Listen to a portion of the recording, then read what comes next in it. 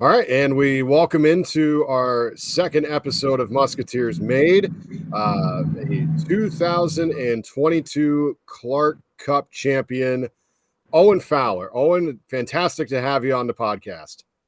Thanks for having me.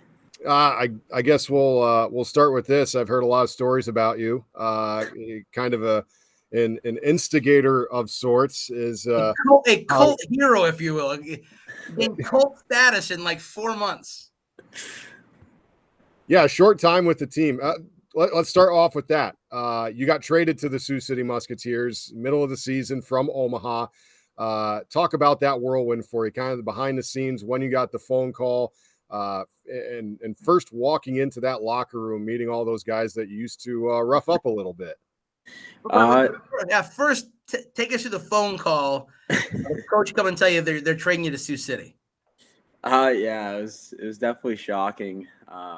Right at first to hear the news that I was being moved from Omaha to Sioux City. I spent just over a year in Omaha, and I found out. The coach told me, and it was upsetting. Leaving some of my close friends in Omaha, and but it was my second time being traded, and I kind of grew to be okay with it, I guess. And then Coach St. Clair is actually the first one to call me, and who also coached me in Omaha the year before. Right as I saw his name pop up, I knew it was going to be a couple chuckles on the phone call, and but it was great. And then Coach Strand called me shortly after and kind of fully welcomed me to the team, and what he had in mind for my game and fitting into the team, and what he talked about, is right from when I got there, they were trying to go all in for that cup, and that really excited me, and and then obviously talking with Johns shortly after that, he kind of said the same stuff as Coach Strand did, and we're going all in, and he found me as a key point to pick up on the way, and I am so happy that I ended up in Sioux City in the long run. Take us through that first time walking in the locker room, because as I was told these guys before, I remember when Johns told me he was trading for you, and the first question I asked was, I said, "Have you told the guys yet?" Because I want to be there when you tell them that we traded for Owen Fowler. He's like, "I'm going to tell them right now." I'm like, "Guess what? I'm going to come." So I just sat to the side there, and when Johns told the room, I didn't even look at Johns. I looked at all the faces over here to see like who's on board and who's going to be like, okay, he's got to warm to the idea a little bit. For you, I've always wondered this about hockey players, because you're a guy that goes to battle. You're one of those guys, an instigator kind of guy that loves to play under the skin of your opponents. And we saw you a bunch, playing against us for that long. So I'm sure you developed, some rivalries within that locker room a little bit. Walking into that locker room, what is that like to essentially be band of brothers now with guys, that first meeting with guys that you may have dropped the gloves with this guy, or you've chirped with this guy so much? What was that like? And was there one or two guys in this team that you're like, I'm going to have to probably repair that relationship a little bit? Yeah, definitely. And I think it kind of, every time, like, my parents always say it, like they always recognize that whoever I go at it with, I end up somehow being on the same team as them, like at some point in my life. And so when I moved to Sioux City, there was definitely a few that, like, right off the bat, you kind of have a few laughs at, or like they're like, what was going on with that, or something like that. But definitely probably like the two that I can probably think of is Ralph's right off the bat. Yeah. Me and him definitely, I remember going at it with him when I was in Omaha. And then I remember like one of the games right before like one of the last times we played when I was on Omaha and like when we played Sioux City, me and Stever just went at it one time, and like I'm pretty sure we got like matching penalties. Yeah. And like we just went at it. Like I don't know what actually happened, but so like right off the bat, like that was probably like a week, 2 weeks before I got traded, and like right as I got there, like we kind of just laughed it off, and it kind of like almost breaks the ice a little bit when you can kind of put it aside and kind of laugh about it now, and so it was kind of funny, like definitely kind of introduced to the guys with some laughters, but yeah, right off the bat when I got there is I kind of recognized, obviously within the USHL, I've been in 3 different locker rooms, and right as I got to Sioux City, there was just something different I recognized, and it kind of led from the top down, and I was kind of shocked right off the bat. Like I was telling my parents that, it was something different in the room, and all the guys were like kind of just, they're so close with each other, and right when I got there, I felt included into that, and obviously with knowing Tabor and Mikey and a few other guys right off the bat kind of helps with their characters and their kind of leadership in the room, and so it helped me right off the bat. But yeah, right as I got there was definitely some laughters and some brushing off the battles that we've had. Some apologies were said, and we're moving on now. Yeah, it's funny that you mentioned Ralphie and Stever, because Coach talked about them on their podcast last week on our podcast, and he said whenever they were going to do a physical drill, he had to make sure that those 2 guys were on the same team, because if they put them apart, they'd always get into it because their compete was so high. Yeah, definitely. Yeah. So what did Coach tell you your role was going to be on this hockey team? Because I mean, we got you because of your brand of your style of play. Mm-hmm. What did he tell you about that? Yeah, right from the start, he tried to instill in me that,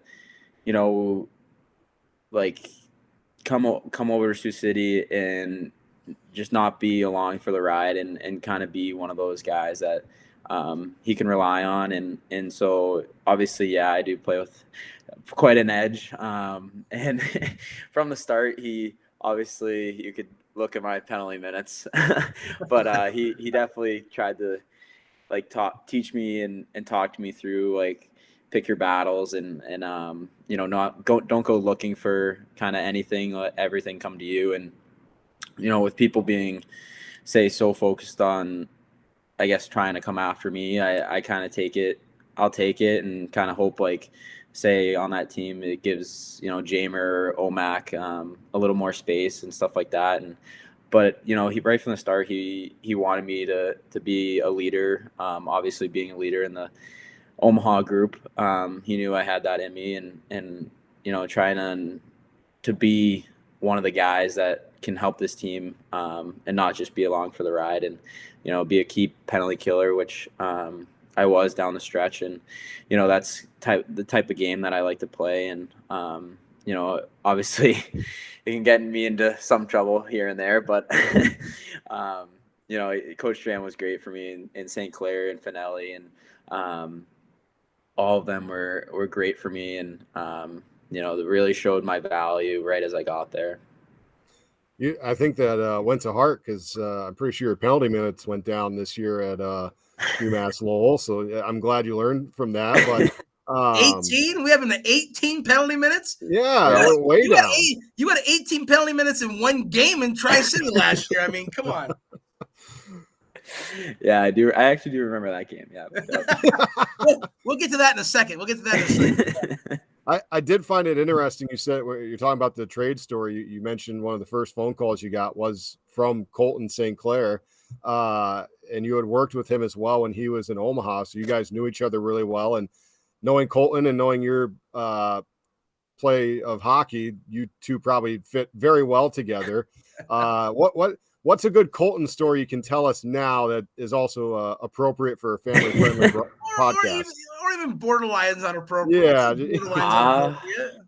God, I would have to think. I don't know. I think probably the first one it was kind of during the playoff run. he's very superstitious. That's definitely St. Clair. And so like anytime we would win kind of down the stretch and into the playoffs, like it kind of just sticks with me. He always said winners win. And kind of right at the game when we won Game 4, we were all in the locker room. It was just the team in there and celebrating. And he always says winners win, but he's changed it to champions always win. Which it kind of gives me goosebumps now. But at the time it was awesome, and I love St. Clair. He's a great dude and a great coach. So one of your first games here was against Omaha. Like, it was a quick turn. Yeah, I think it was like the second or third game. Yes, and it was here at home. And I was actually at that game. Were you really? I remember that because I remember seeing you guys had just traded for someone from Omaha, and I know the story or the question you're about to ask. I bet Fowler knows the question I'm about to ask too. And I even turned to my wife. I'm like, he just played for them like last week. Like, they just traded for him. Right. And so before this series, that Friday, I go to Fowler's and we hit Fowler. I got to talk to you about playing against Omaha, and he's like, well, it's new team, and Fowler's, to Owen's credit, he was upfront about the fact that he still has friends on that team, but the dynamic has changed now because he's a Musketeer, and he was very emphatic about the fact that is in the past and this is who I'm with now, and that's not going to change.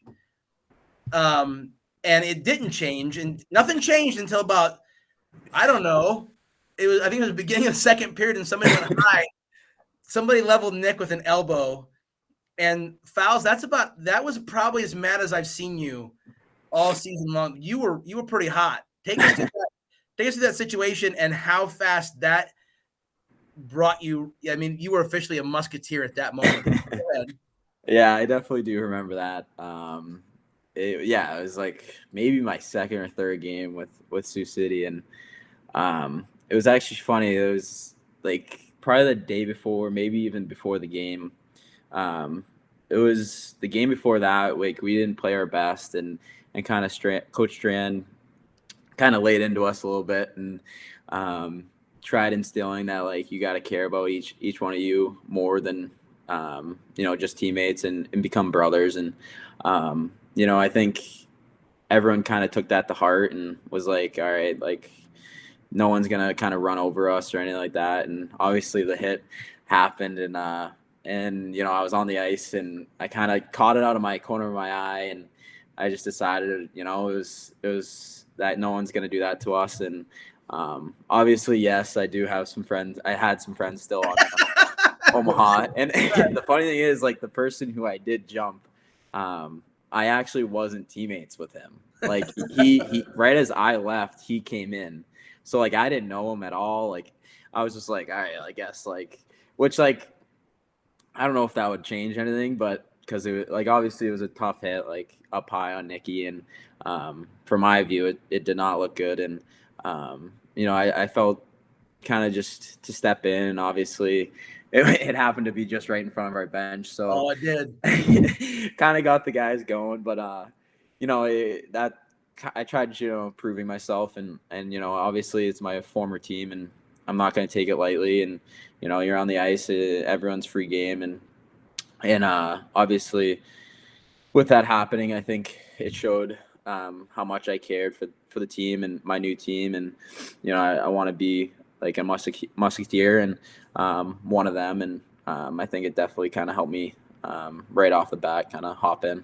Do you think it sped up the process a little bit of them? I mean, you could have been in a fight against Des Moines or anybody else, but getting into, and you probably didn't even mention the fact that, hey, I don't know that guy, by the way. You don't need to tell anybody those details. But like, dude, he like bumped with that guy like last week, Like, about that.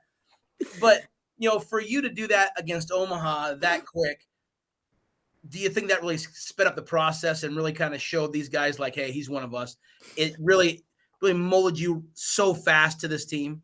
Yeah, I definitely think so. And you can look at, pros even, like, I feel like that something like that definitely kind of brings you into the team quicker, and or anything along those lines helps you, show to your new teammates that you care just as much as a guy who's been here the whole year from the start. And I tried showing that right when I got there, and I definitely think it kind of brought me in, and I think me and Ralph's had a funny chuckle after it. Like, he was like, "Oh my God!" Like, he's like, "I didn't expect that." Like, and no, but yeah, it definitely helps if you do something along those lines to show your teammates that you care a lot for them.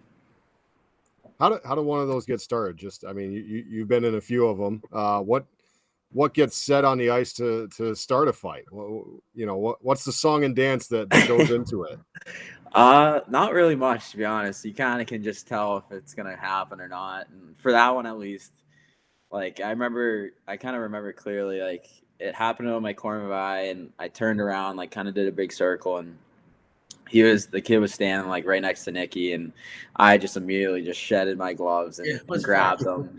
And then, like, the refs came in pretty quick, but I threw a couple punches, but nothing much for those scenarios are said. But other ones, like, I remember I had one at Sioux Falls, like, and another kind of cheapish hit, and so I just kind of, you just say, like, "We're going," stuff like that, like, maybe a couple swears in there that, like, obviously you can't say, but yeah, not much is said. You kind of just shed your gloves and grab. But, like, for you were also got that you could score too. I mean, it wasn't like you were just a guy that was out there to play sheriff. I mean, because we already had a guy like that. Like, Ralphie was probably one of the top two sheriffs, if you will. Oh yeah. In this league, so we didn't need you for that kind of to be the enforcer. Mm-hmm. We kind of got the best of both worlds out of that. Talk about that a little bit too, because you weren't just a guy that could go out and start a fight or be the antagonist, but you also were a guy that could put the puck in the net a little bit too. So there is that healthy mix for you. Yeah, definitely. And I try and find the line where, that's obviously. Is it worth it? Is it worth it? That's where exactly. You're at. Obviously with St. Clair and Strand, they always said try and find that line and not cross it as much as you do. But no, I definitely think, I try to bring a lot more than just that. Like, obviously it's hockey, so obviously that stuff is always going to be in the game. And, with my edginess, sometimes I fall into it and sometimes I don't. And, but I always try and create as much offense for my line mates, whoever I'm playing with. And, I think right as I got there, I fit in with the system they were playing. And, I think obviously if you look down the stretch, like, Coach Strand obviously trusts me in a lot of defensive aspects down the stretch. But, I think I always try to strive for my offensive game, and because I always know I can rely on my defensive game. And so yeah, I definitely try to create more offense and try and get into the scrums and stuff. But sometimes I just can't hold back. But can't help yourself. Yeah, exactly. But yeah, definitely I try to find the balance between and obviously the way I play is just like edgy. So obviously guys are going to take extra shots, or I might cross the line and give an extra shot here and there. But my goal is always to create as much as I can for the team, and if that's putting pucks in the net or helping a teammate score or something like that, I always try to do that first. I was gonna say you're from Tewksbury, Massachusetts. A big Bruins fan growing up. Great regular season, tough postseason. We won't talk about that, but I did read that you guys together right now. You guys gonna have your own moment right now? Is that gonna happen? Tough one. Don't want to talk about it. But I did read. I think your favorite player is Brad Marchand. How much of his game has inspired you to play the game of hockey the way you have, like you just explained, like, hey, I like scoring, I like playing offense, but yeah, there's other times I have to do the dirty work as well. Yeah, definitely. He's like the one guy I could probably say fully through my whole life I've watched. Obviously I watch guys here and there, like, but with him obviously being playing for Boston, and my whole life since I can remember, he was playing for them, and he definitely is a guy that I try and like kind of play like, and obviously if you look at his career, and he entered the league and had to be that pesty guy and get under everyone's skin, and now look at him, he's a top 10 forward in the league, and produces a lot. So yeah, definitely trying to emulate my game after him, and try to become something like him down the line. So when you arrived here, there was obviously a change. I mean, Omaha and then Sioux City. When you looked at that, did you look at this as all right, I'm going to a team they're in contention for this thing? And I remember when you arrived, and then all of a sudden we got Carfagna, and that really solidified things a little bit more. But you mentioned that you just kind of sensed it differently in the locker room. But was there a point in a game or a time during a stretch or during a game that you can pinpoint that it kind of clicked on you that you're like, we have a chance to win this. Like, we have a legitimate chance to make a run at this thing? Yeah. If I think about the year from when I got there, and I think it was January, or maybe February.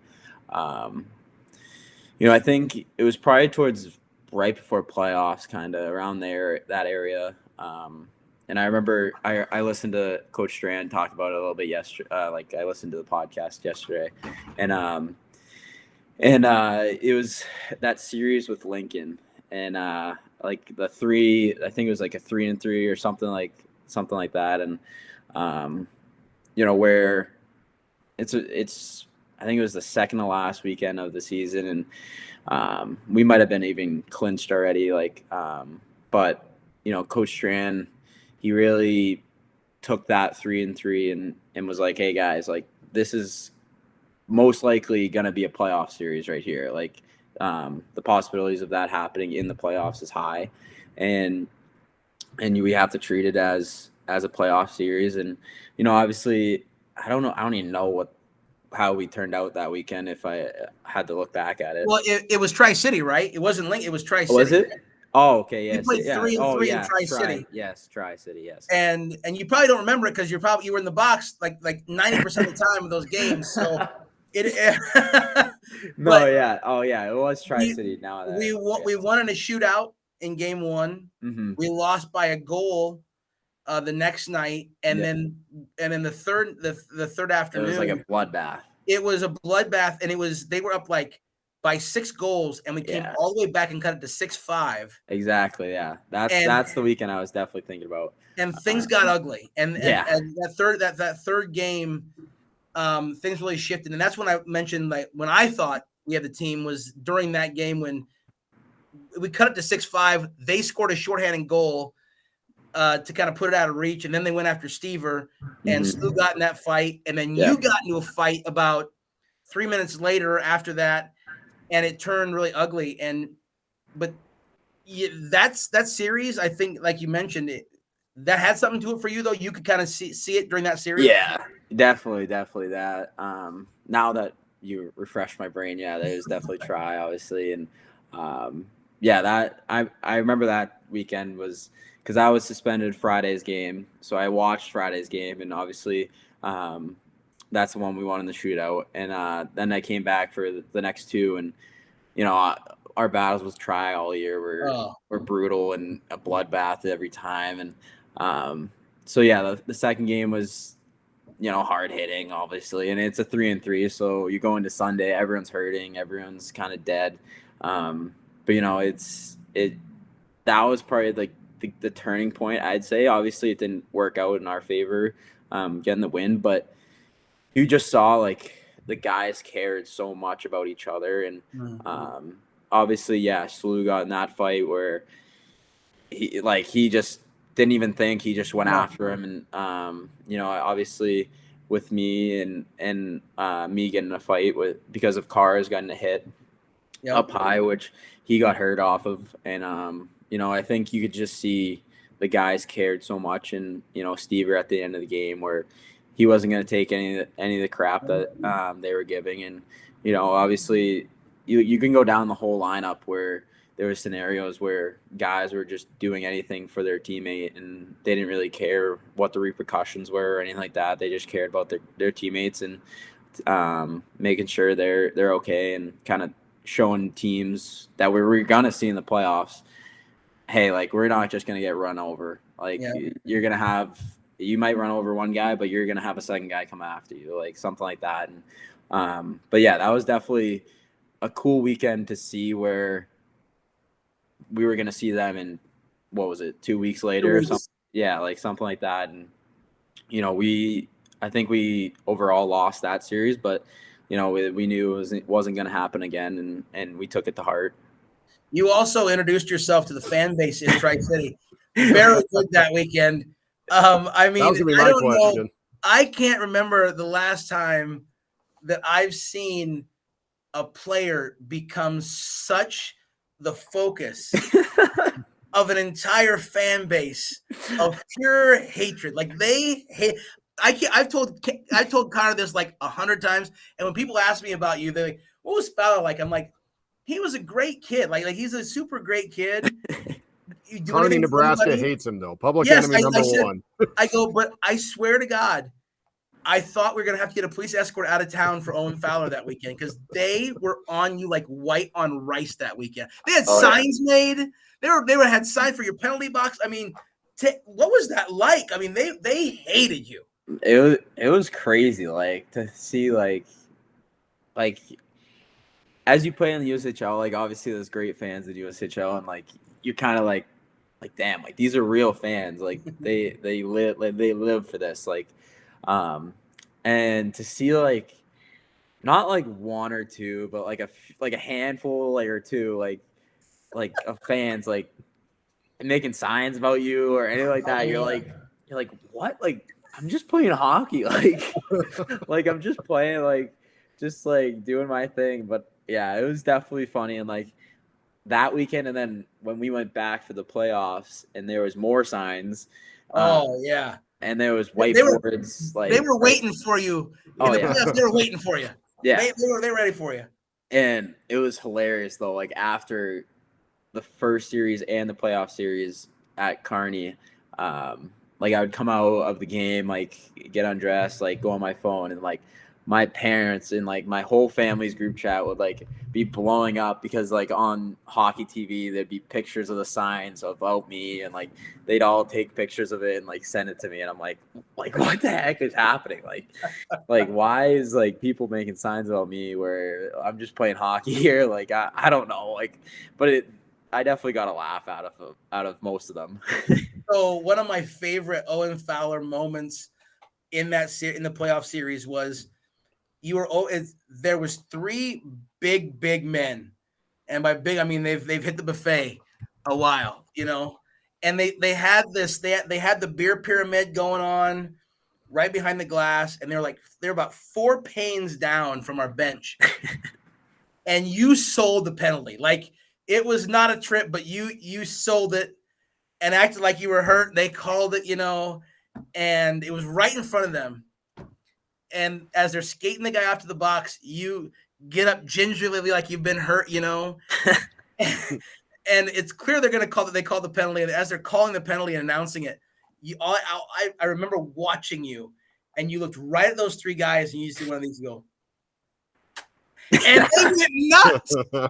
You blew them a kiss, and they just started pounding the glass, and they said, Frank, you Fowler. And it was. I mean, they were going crazy. The beer cans fell down, and I just remember like man, those guys. Fowler lives rent free in those guys' heads too. I do remember that, actually. Yeah. That's a classic. I remember that one. That was only when you joined Sioux City, right? Like, Did they hate you when you were with Omaha and Des Moines too, or? They definitely in Omaha. There was a scenario where, God, so it was in Omaha, and it was like a close game, 1-goal game, and like it was like the last couple seconds in the game, and they pulled their goalie, and I like scored an empty net, and I like went down like the line of the bench, and then like I skated kind of by their bench, and like may or may not have like said something to their bench, and. And then, like, I just curl, like, to go back to the bench. Like, there's probably, I don't even know, like 10 seconds left, not even. And a kid comes off the bench and, like, tries to, like, jump me. And I just, like, kind of throw him down, like, whatever. And like, then this huge scrum happens. And, like, obviously, like, the refs break it up. But I don't think the Kearney fans definitely enjoyed my presence anywhere, kind of. They didn't forget. They did not forget. Yeah, definitely not. And, but yeah, so I don't think it was just in Sioux City. I think it was kind of everywhere. It just ramped up once you joined the Musketeers. Then all of a sudden it became a fever pitch. Yeah, exactly. Do you have a go-to chirp or a go-to move? Like what's one or two things that you do that really is like maybe your calling card? I know, going back to the bit, you are a massive bench talker. You chirp at the bench when getting by. I don't know. Like I feel like all my chirps are kind of just right off the top of the head, like whatever I'm thinking. Like it just sometimes like they'll be good, and then like sometimes they'll be just like I just like say it, and then like a few seconds later I'm like, what did I just say? I'm like, why did I just say that? Like, that makes no sense. Like, and I like, but yeah, so I don't know. Like, I can't think of like a thing that I go to a lot. Like, I don't even know. And in college, it's totally different because like you can't fight in college, so it's like you can't do anything about it really. Yeah. So. But yeah, I don't know. I don't think I have like a go-to. Yeah. Do you feel like you perhaps fit into the fabric of Sioux City the most? I mean, Sean Clark just hired recently as the new general manager for the team, or promoted, I should say, from director of scouting. And he had the soundbite where he had mentioned that, you know, Sioux City is a very blue collar town, and if you're able to embrace that, they will love you for it. The fans will champion you for it. They will adore you. And like Travis said, I think to start off this episode, you're kind of a cult classic. Like, you were only here for a few months, but you're a household name because of the way you played. Do you feel like your style of play just fit Sioux City as a town and as a DNA? Yeah, I think so. You know, obviously the way I play is very kind of entertaining, I guess you could say. And you can say that. Yeah, and most fans will enjoy it. But yeah, right when I got to Sioux City, and you know, obviously a couple altercations happened. I think the fans enjoyed it, and they were happy that I was on their team and not going against Sioux City anymore. And but yeah, you know, the city of Sioux City is so great and blue collar, like he said, and you know, obviously I pride myself on kind of working hard and you know, giving it all, like the people of Sioux City do for their jobs and their living. And you know, obviously I think they take pride in it, and you know, they look at my game and really enjoy it. So I can thank them for, you know, enjoying my game just as much as they do. And but yeah, it was great playing there, and they definitely embraced me really quick and well. What was so great? Maybe what separated Sioux City from the other organizations you played for? What made it different? What did you enjoy most about it, and what separated Sioux City from the other ones? Honestly, not much, but you know, I think it was just like the people of Sioux City really prided themselves on like where they're the season ticket holders that we met throughout the year. And you know, even Trav, like when we would go, like say to like the fire stations, like for tickets, and to see like people working hard and at their jobs. And you know, Sioux City is not the biggest, but you know, I think just priding themselves on being from Sioux City is how cool it was. And obviously in other cities like Omaha and Des Moines, they're a little bit bigger, where it's kind of more public and stuff like that. But people who come to the games, they've been coming since they were younger, and kind of grew up around the Musketeers, and it was great to see that. Take us through the playoff run a little bit and getting amped up for that, because the year before you guys had a good team in Omaha, and I mean I don't want to say anything, but you lost to Sioux City. Yeah. Oh yeah. But you guys were good that year. You guys were good that year. You just ran into a really good Sioux City team. Getting amped up for the playoffs that during that Clark Cup run. I mean, how confident were you that you could do this, and just kind of take us through as it started into the end of just what that run was like for you as a player, emotionally, physically, everything? Yeah, it was a crazy ride, to be honest. Like you said, like obviously it's so different looking at my two perspectives of USHL playoffs. It was, a quick ending of my USHL playoffs the first year to Sioux City, and a lot of guys returned from that team, and when I joined Sioux City, and we started the run in playoffs in Waterloo, and that first game in Waterloo, like it was so cool to like be a part of. Like obviously we wait that whole week where we got the bye, and like who are we gonna play, and figure out that. And obviously when we find out we're gonna play Waterloo and go to Waterloo for game one, it was so exciting though. Like, and then you skate out for warm-ups, and we basically have a student section of all Sioux City fans with flags, like all this stuff, like horns. And I was like, what the heck? Like, this is crazy. Like, and obviously it was like a sellout crowd there. And, to get that first win was super exciting, and to see the fan base kind of there for us and be behind us the whole ride. And, then you continue on that series and go back home, and obviously, finish out in game 3. And then, and then obviously. And then it began. Yeah. Then you're just like, you're in the dog days of the playoffs. Then like you're going up against Tri, like you're going to Tri too. And, I think going to Tri was actually crazy, but we kind of looked at it as kind of like a business trip going there in Kearney for those 2 games. And obviously it kind of worked out coming back home 2-0 in the series, give ourselves 2 games to close it out at home. And, that was a battle.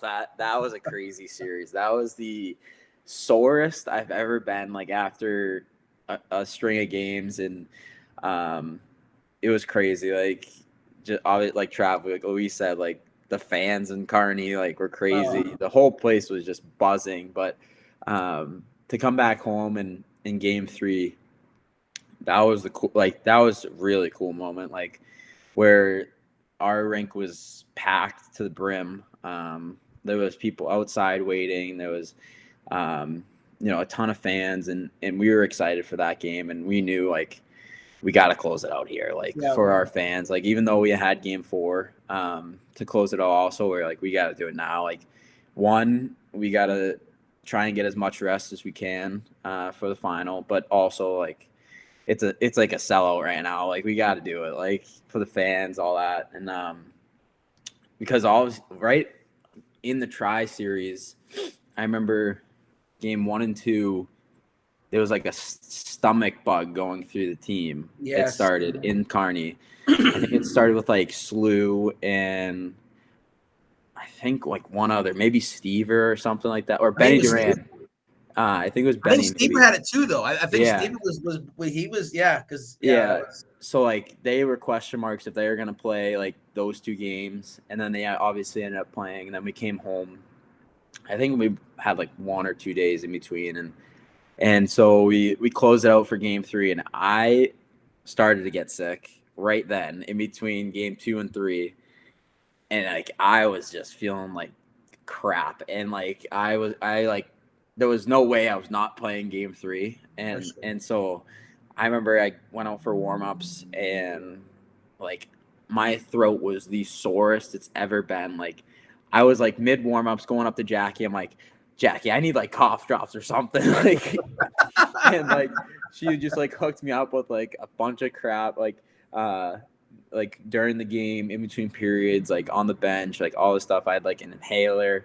And so like when we closed that out, it was great. Like obviously, have fun like directly after the game, like, Selly in the locker room, like we're going to the finals. Like this is what we kind of planned for. Obviously we had, I think it was about a week, like maybe 5 days in between. Yep. Whenever that Madison series would get over, we played, I think it was Saturday or Sunday or something like that. And so we knew we had a couple days to kind of rest. And right after we ended the tri series, I didn't go back to the rink for like the next 4 days because I was just deathly ill. Like I couldn't move out of my bed like for 3 days. Like, and then the funny story is actually, so me and Tabor's place was like basically right next to the rink and right in front of a gas station. And so like I was texting Jackie. I was like, Jackie, like I can't eat anything. Like my throat hurts. Like she's like, all right, like go to the gas station, like get some ice cream. Like you need some calories, whatever, and like get some like Dayquil and NyQuil. And so I'm like, all right, I'll try and like walk there. So I like, get up. I'm like feeling terrible. I just walk there, like head down, like just like, oh my God. And I walk in front of the gas station, about to open the door. And I look to my right, and John's is just sitting there in his car. His window's down. So I go, "What's up, Johns?" And he's like, "Holy shit, you look like shit." And I was like, "Yep, I feel like shit." I was like, "Yep, I feel it." And he's like, "What's wrong?" And I was like, "Oh, like yeah, I got like the sickness going around, like the flu or something like that." And he's like, "Oh, like have you been to the rink?" I was like, "No, I haven't been there in like 3 days." He's like, "All right, like just rest up, like be ready for game 1." I'm like, that's the plan. Like, that's the whole point. Yeah. So then I like get my stuff, like go back, like just rest for the next like day or so, and I finally like, feel better.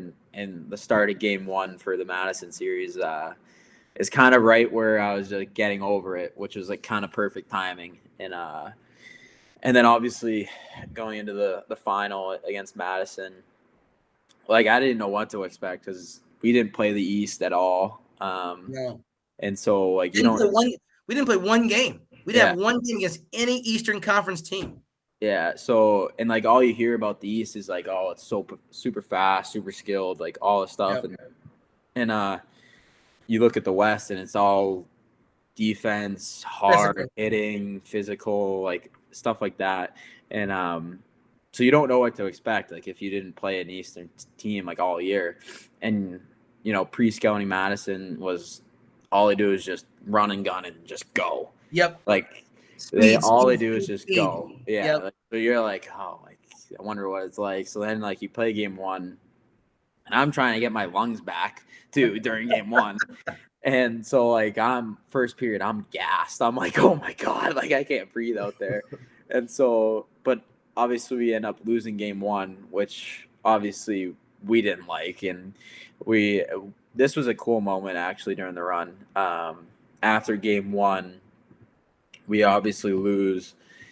And right after the game, like kind of we watch them on the ice, like, and they kind of like celebrate really hard for game 1, like a game 1 win. Like they celebrate really hard. And we were like, most of us watched and like saw that. And so then you go into the room, and obviously we're doing like our cool down stuff with Jackie, and this was a cool part where no one was really like down about it. Like obviously, yeah, like we wanted to win at home to open up the final, but in the big picture is no one was like down or anything. Everyone was saying they're not winning another game. They're not winning another game. Like they're done. Like they can't celebrate like that on our ice. Like that's not happening again. Like that was the mindset going into game 2 and then continuing on. And obviously game 2 was another tight game. And, it came down to, I think it was 1 goal, maybe 2. And we ended up getting the win at home. And then, what was it, 5 days? We had 5 days in between or something like that.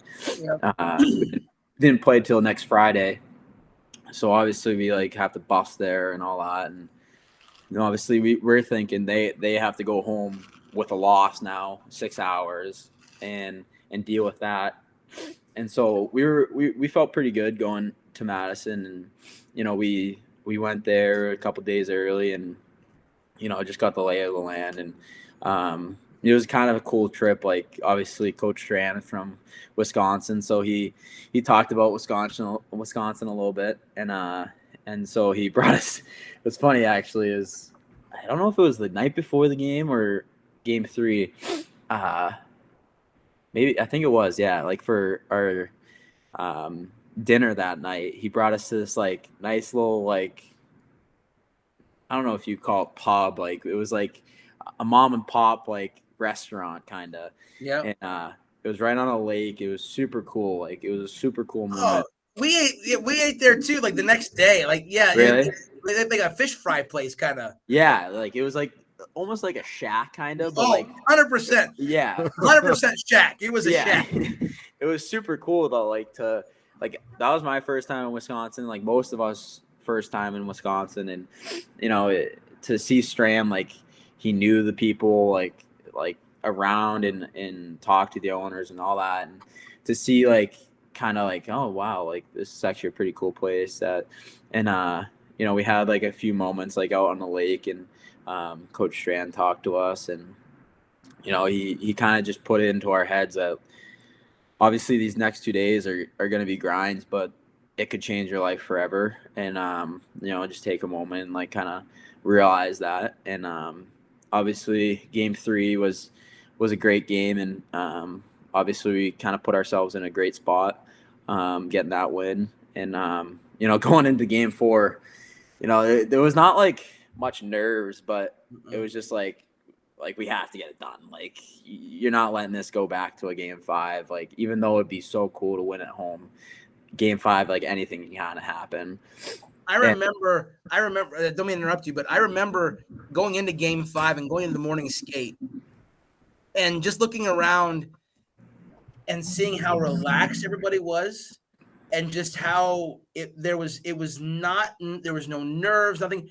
But I could almost sense, and correct me if I'm wrong, Fowles, because I mean I felt this way too.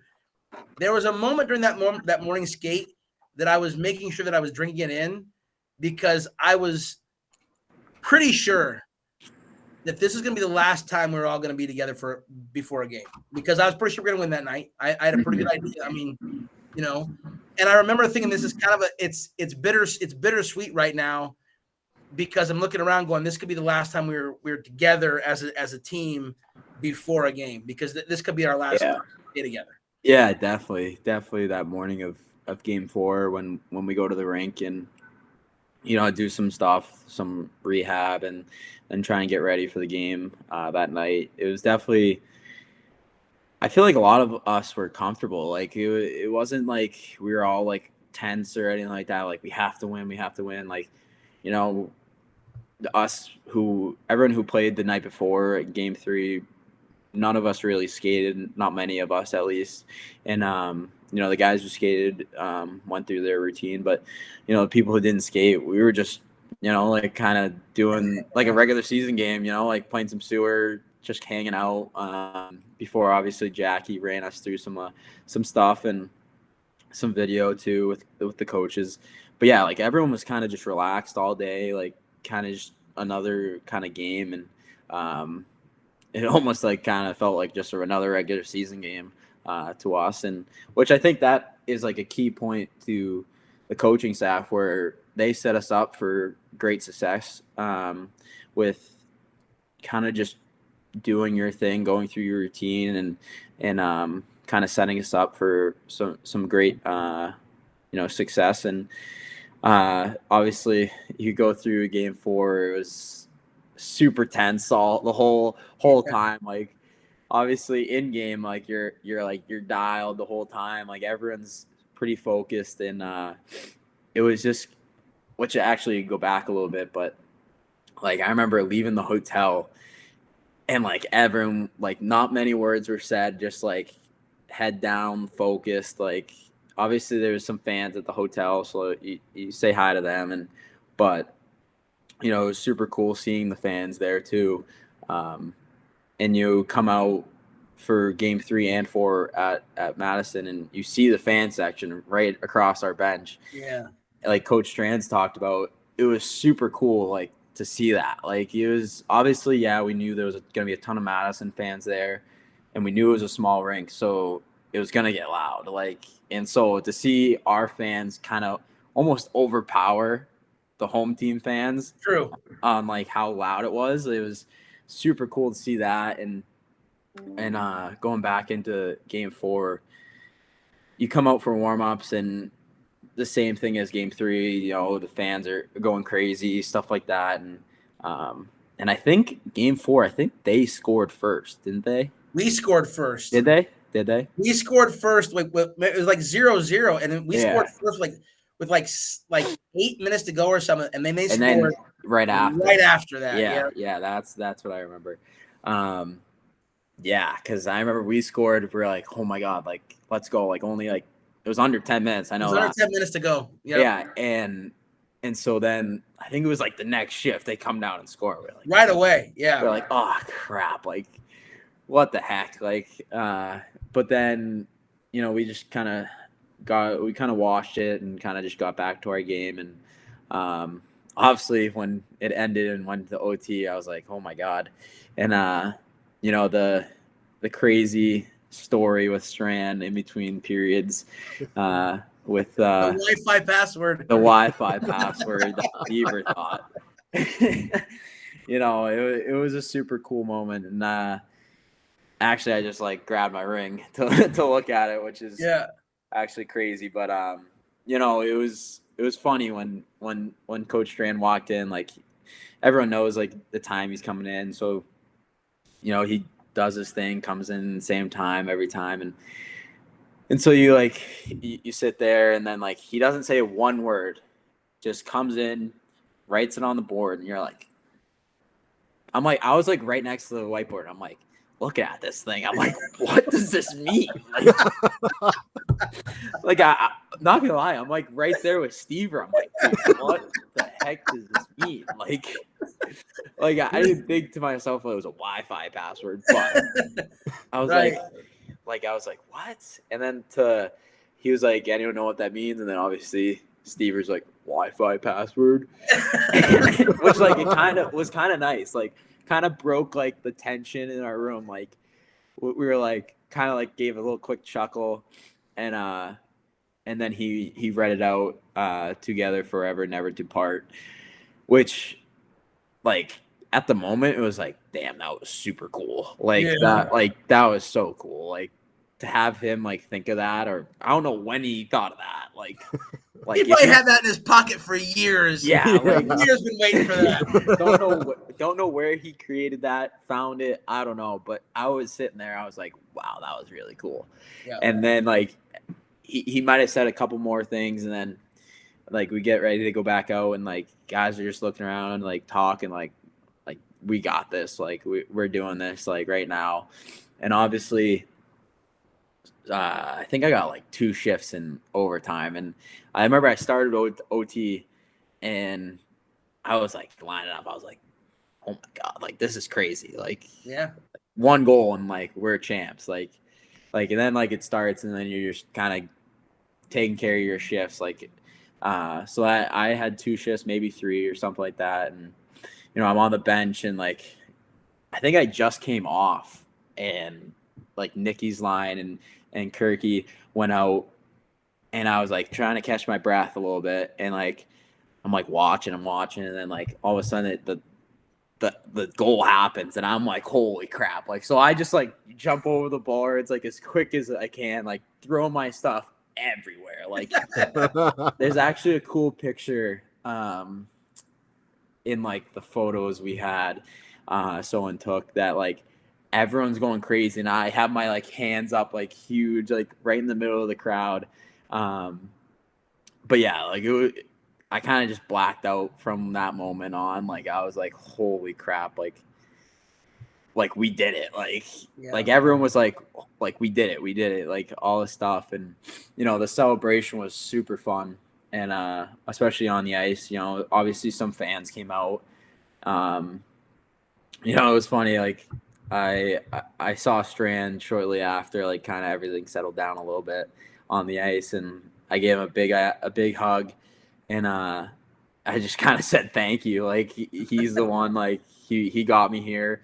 Then obviously I found John's too and said thank you to him. And those were two of the big pieces that got me to Sioux City and made me a champion, to be honest. And every time I saw them on that ice, I was like, just thank you. Like I kept saying thank you, and which was awesome. And my dad and brother were actually there for game 3 and 4, which was awesome to have them in the crowd. And my mom and sister weren't able to make it, but to have my brother and my dad there, it was awesome. Like kind of obviously any family kind of sacrifices a lot for in general hockey, and to send their kid like halfway across the country at such a young age. And they sacrificed a lot for me. And it was awesome to kind of cap it off with that, and to have them in the building. And I can only imagine my mom and sister at home when we finally won. Like I remember, I think my mom told me this story that the neighbor kind of heard her screaming and was like, what is going on over there? Like when we scored. And but yeah, it was awesome to have them in there. They came on the ice and celebrated with us. But yeah, it was just such a great moment to win it in OT too. It was awesome. But yeah. I did want to ask, going into overtime, because you mentioned you were the first shift out there, did it ever cross your mind that like I could be the one to like win it here? Yeah, like a little bit. I feel like every hockey player or anyone kind of in OT, like sudden death OT, is like, oh, like I want to win it, like obviously. And but I think it was either my first or second shift. Like I got the puck and like had like a good like chance, and like I shot it on net, and I think I like hit him like right in the helmet, and like it went up, and I think it went dead or something. And I was like, damn, like imagine I won it. Like I was like, that would have been so cool. Like I couldn't imagine. It was this close. Yeah, like I couldn't imagine Nicky. Like that's so cool that like he had the opportunity to obviously win it, which in hindsight, like in the big picture, like no one cares like at the moment. But definitely looking back, it's cool to have, like, for Nicky to have that in his hockey career. But obviously we all can thank Nicky for scoring every time we see him. And but yeah, it was awesome. And it was such a great group of guys. I think I hugged everyone on that ice like 40 times over the course of the couple hours. I'm sure one of the hugs you had to hand out as well, though, was to Alex Tracy. Oh my God. MVP of the postseason. What was it like playing in front of him, knowing that he literally had your guys' backs? And I know you had mentioned game 3 against Tri-City as well. To pitch a shutout against that team is otherworldly. And then obviously in overtime to be able to keep the game where it was so you guys could eventually score and win. I mean, talk about the impact of playing for him and how everyone kind of rallied around him. Yeah, Trace was unbelievable through the playoff run.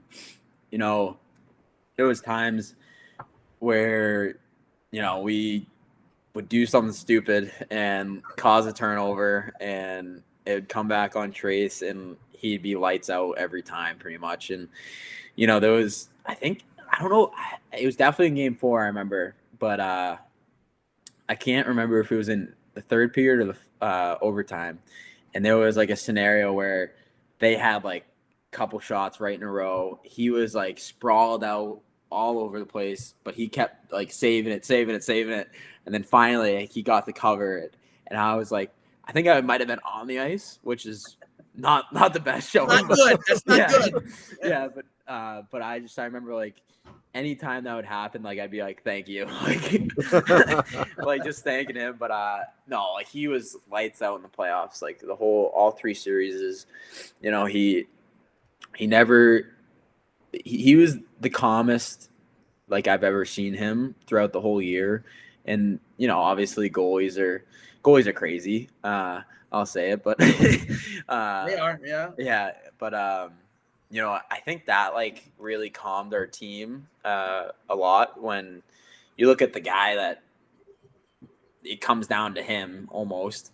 And he's super calm and really dialed, and it kind of relaxes you a little bit when you can trust your goalie. And, you know, obviously if we made some mistakes, Trace definitely got our backs, and we definitely have a lot of thanks to him, and he was our rock the whole playoff series.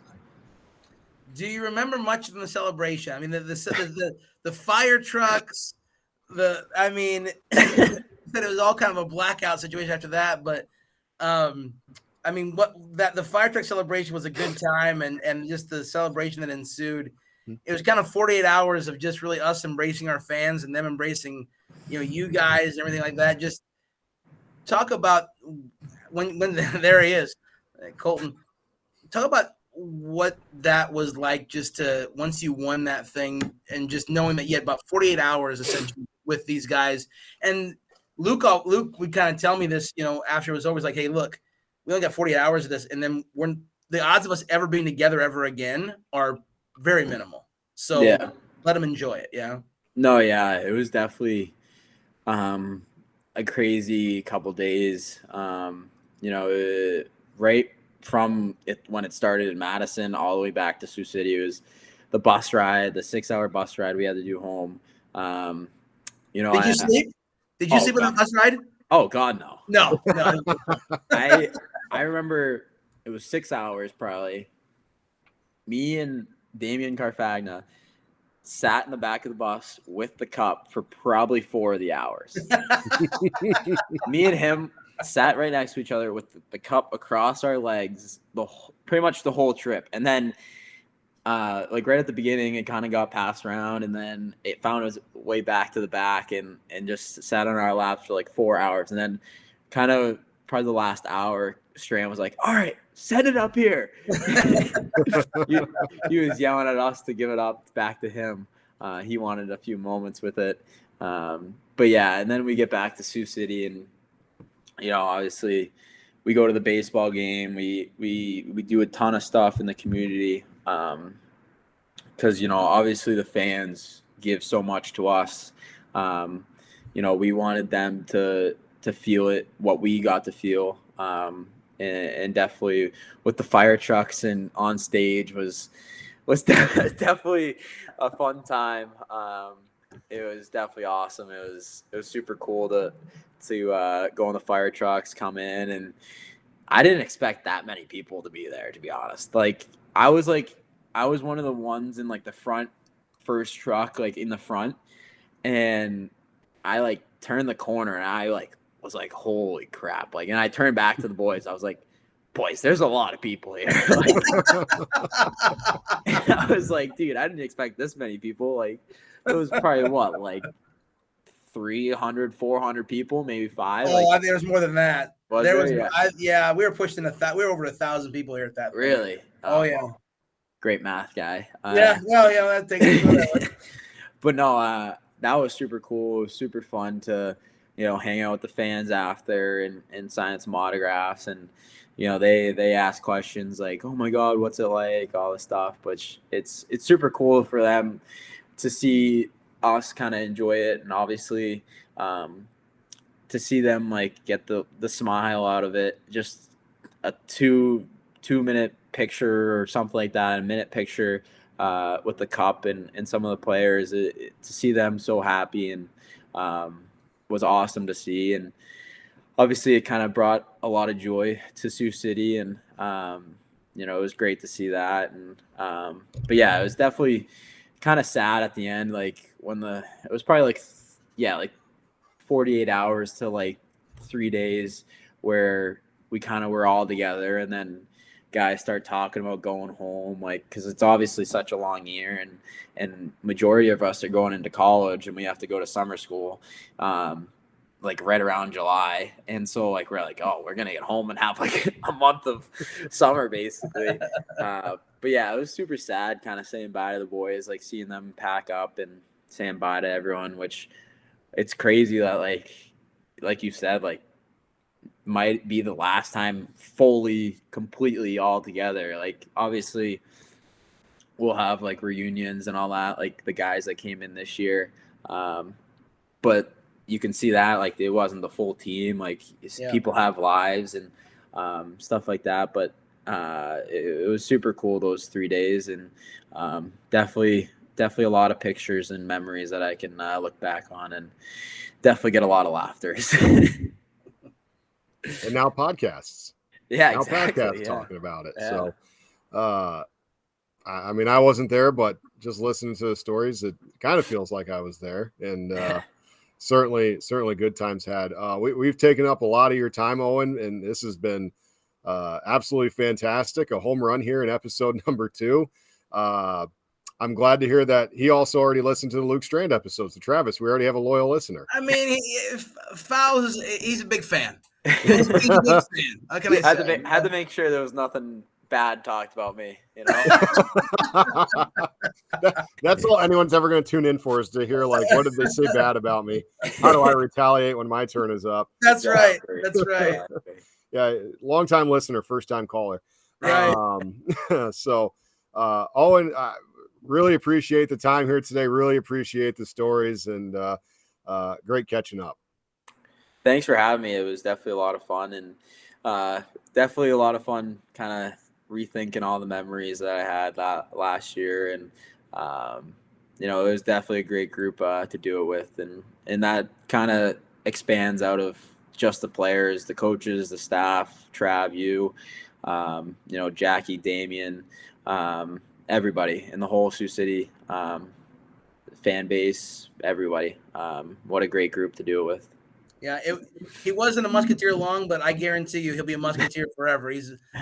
Owen Fowler he's one that will be very hard to forget in Musketeer history. So, thanks for delivering and being such a great sport. And it's always great talking to you, Fowles. I always enjoyed our conversation. So, Thanks, be good at UMass Lowell. Thank you, Trav. That's why we have the hashtag Forever a Musketeer. So that's right. With that, we'll end episode number 2 of Musketeer Made, and we'll be back next week with another guest and more Musketeer memories, you could say. So, real quick, Connor, I wonder how many. I wonder how many listeners we're gonna get from Tri-City now. Yeah, definitely. Boost it a little bit. Yeah, we'll boost it, and we'll target Kearney, Nebraska. Like, why do I keep seeing this Owen Fowler kid? Saw enough of that guy last year. Yeah, he's going to reemerge as public enemy number 1 over there. Oh, yeah. gosh. That's hilarious. I like it. What a strategy. That's how you get people. It's not by happy clicks. It's angry clicks. That's how we get people. That's how we get listeners. Oh, fantastic. Well, like I said, that'll be it for episode number 2. Episode number 3 coming out next week. And thanks again to Owen Fowler. For Travis Morgan, I'm Connor Ryan. See you later, everybody.